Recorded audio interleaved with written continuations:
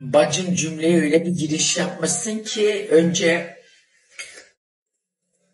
kendimi kötü hissettim. Ama cümlenin sonuna doğru güzel toparlamışsın, kendimi gene şanslı hissettim.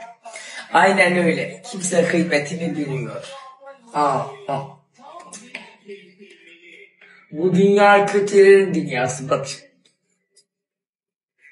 Gülerken gidiyor. Ben giderim de bunlar falan kıymetini bilmez. Ben her zaman diyorum Rabbim bilsin. Rabbim bilsin kıymetini. Onun yardığı yer anlamak.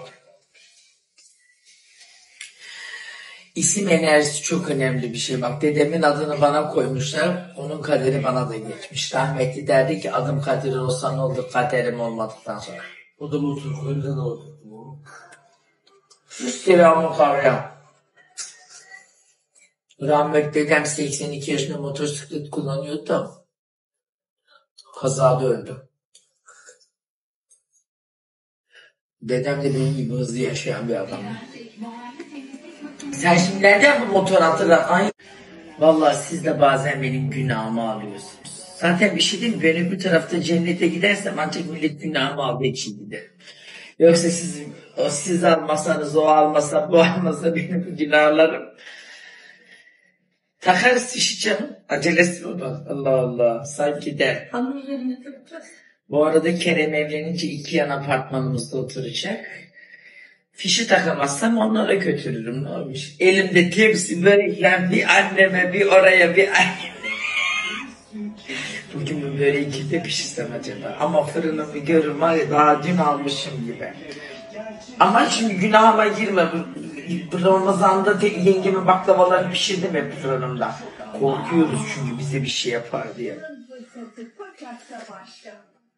Sıkıysa yapma vallahi. Bütün aileyi ters takla çeviriverir. Ya hatırlamıyor musun? Hangi yengen yapıyor? Selma Alam bir senesi kendi fırında baklavayı almadı da kadına bayramda neler etti. Ya canım alam. 2 ay felç yaptım. O Allah'ın gibi bence. He 2 gelin aile apartmanını alalım da ondan sonra görün siz kavgayı. Zaten gelin kaynana altı üstüler yeter. İkinci elti de eğer bu apartmana girerse ben hangi birine yetişeyim? Hangi birine? Ama en azından yan tarafta. Akşam geçerken ışıkları yanıyor mu yanmıyor mu görürüm ben onlara. Zaten hususi oraya oturtturdum. Dedim ki gözümün önünde olun. Akşam ben işten geldim ışıkları yanıyor mu yanmıyor mu göreyim. Haftada kaç gün dışarı çıkıyorsunuz? Kim geliyor kim gidiyor? Ya?